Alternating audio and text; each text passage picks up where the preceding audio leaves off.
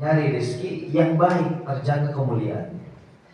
Tapi kita mencari rezeki yang tidak baik, maka rusak kemuliaan kita.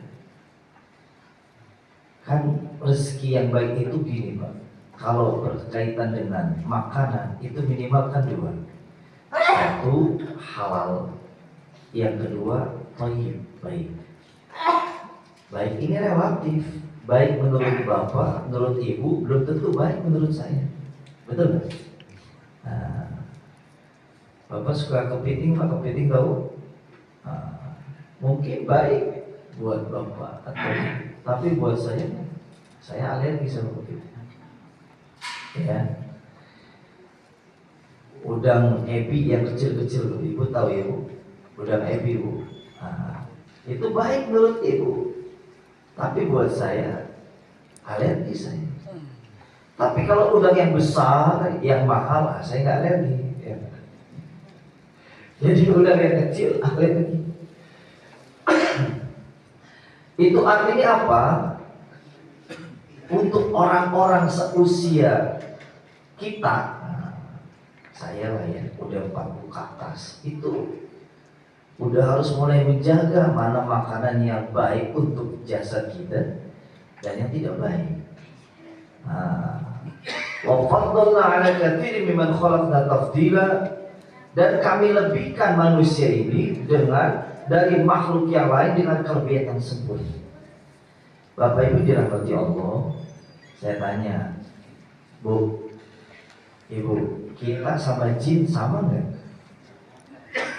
Beda ya, jin makhluk gaib, kita makhluk nyata. Tapi jin dan manusia itu sama-sama dapat perintah buat ibadah. Tapi kita lebih mulia dari jin. Kenapa? Karena nabinya para jin itu ngikutin kita. Karena tidak ada nabi dari kalangan jin. Ya. Agamanya jin itu ke kita. Dalam surat jin itu dijelaskan inna sami'na qur'anan ajaban. Sungguh kami kata bangsa jin telah mendengar Al-Quran yang menakjubkan. Fa'amanna bihi, kami beriman pada Al-Quran. Jadi Nabi pernah baca Al-Quran, itu jin mendengarkan bacaan Nabi, dan ternyata apa? Dia sebagian ada yang muslim dan sebagian lagi juga tidak. Jadi kita harusnya lebih mulia dari jin. Tapi anehnya kita justru takut sama jin gitu. Ya Bu ya. Asal ada yang kesurupan aja langsung cari Ustaz. Ibu pusing tetangga kesurupan, padahal gampang, siram aja pakai air ya enggak. Itu kenapa? Karena kita menyangka jin itu lebih bagus dari kita, padahal tidak. Nah, catat ya. Cuma sekali dirahmati Allah, jadi manusia itu memang dalam penciptaannya itu sudah lahir sebagai manusia yang mulia. Lalu apa yang menyebabkan manusia itu mulia?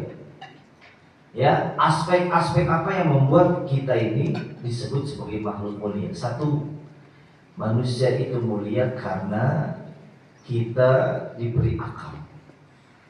Nah, وعلم آدم الأسماء كلها ثم عرضهم على الملائكة فقال أنبئوني بأسماء هؤلاء إن كنتم صادقين.